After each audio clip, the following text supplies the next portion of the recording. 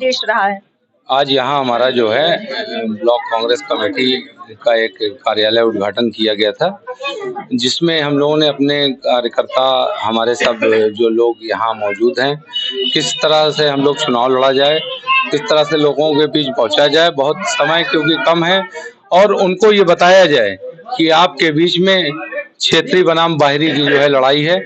मैं ही एक ऐसा क्षेत्रीय प्रत्याशी हूँ। जितने भी प्रत्याशी आपके बीच में आए हैं सब बाहरी हैं और सिर्फ चुनाव लड़ने आए हैं और चुनाव लड़ के आपके बीच से यहाँ से चले जाएंगे। जैसा कि आपने कहा कि आप यहीं के हैं, तो उससे जनता के बीच में कितना असर पड़ रहा है? आपको क्या प्रतीत होता है, क्या मैं यहाँ का नहीं हूँ? आप यहाँ के हैं और बाहरी बाकी जो प्रत्याशी हैं वो बाहरी हैं, लेकिन वो भी ये दावा कर रहे हैं कि हम यहीं के हैं, हम यहाँ की बहू हैं, हम यहाँ के बेटा हैं। मैं आप चैलेंज करना चाहता हूँ कि अगर वो अपना निवास यहाँ स्थान बहू का दिखा देंगी तो मैं आज से चुनाव से हट जाऊंगा।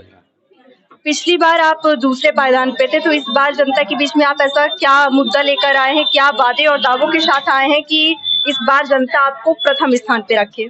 देखिए, सबसे बड़ा मुद्दा तो मैं ये लेके आया हूँ कि पिछले 5 साल पहले जब मैंने चुनाव लड़ा था, चुनाव के बाद मैं मुस्तकिल क्षेत्र में जनता की लड़ाई लड़ता रहा हूँ।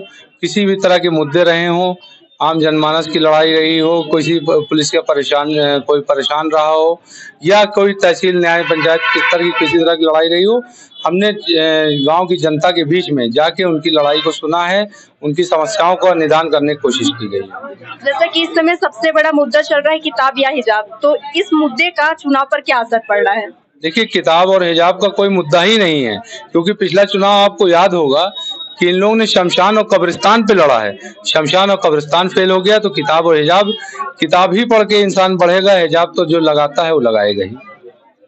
तो इस बार जनता के बीच में जैसे आप आए हैं और बाकी भी प्रत्याशी हैं, तो बाकी प्रत्याशियों को लेकर आप क्या कहेंगे? और साथ ही कांग्रेस को छोड़ के कई ऐसे नेता हैं जो अन्य पार्टियों में शामिल हो रहे हैं, तो उन नेताओं को लेकर आप क्या कहेंगे?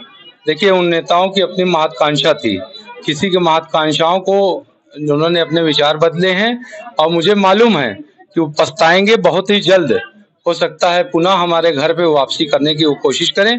और जहां रहा सवाल लोगों के बीच में समस्याओं या लोगों की, आपको दिख रहा होगा किस तरह से महिलाएं, किस तरह से युवा, किस तरह से बुजुर्ग हमारे साथ हर कंधे से कंधा मिला के चल रहे हैं जो है।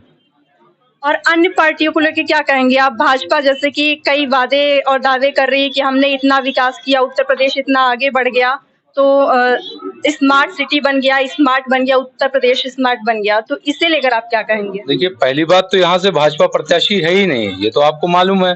दूसरा, विकास आपको देखना हो तो जो जिस नाम से चाइल विधानसभा बनी है, आप मनौरी से चाइल मार्ग मुख्य मार्ग पे चले जाइए या आप कोई भी मार्ग संपर्क मार्गों पे चलाए जाइए। जो मार्ग हमारे पूर्व विधायक विजय प्रकाश जी ने बनवाया था उसमें डामरीकरण तक नहीं करवा पाई ये पार्टी जो है। तो अगर आप सत्ता में आते हैं तो आप जनता के लिए क्या क्या करेंगे? देखिए, सत्ता में आते हैं तो हमारी योजनाएं तो हमारी आदरणीय प्रियंका गांधी जी ने किस तरह से कि 20 लाख लोगों को रोजगार देंगे, 3 गैस सिलेंडर मुफ्त जो है महिलाओं को दिया जाएगा। कोरोना काल में जो लोग मृत्यु हुई है उनको जो है अलग से पैसे दिए जाएंगे।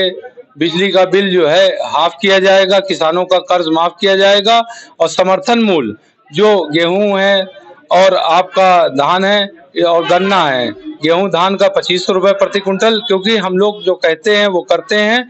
छत्तीसगढ़ में हमारी सरकार जो है 2500 रुपए कुंटल में चीजें खरीद रही है और 400 रुपए प्रति कुंटल गन्ने का जो है खरीदारी होगी।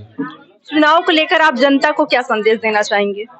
चुनाव को लेकर जनता को यही संदेश देना चाहता हूं कि आप लोगों के बीच में जाएं और लोगों को ये बताएं कि लड़ाई क्षेत्रीय बनाम बाहरी की है। क्षेत्रीय विधायक चुनिए, क्षेत्रीय इंसान को प्रतिनिधि दीजिए जो आपके हर सुख दुख में लड़ाई में आपके साथ खड़ा रहे।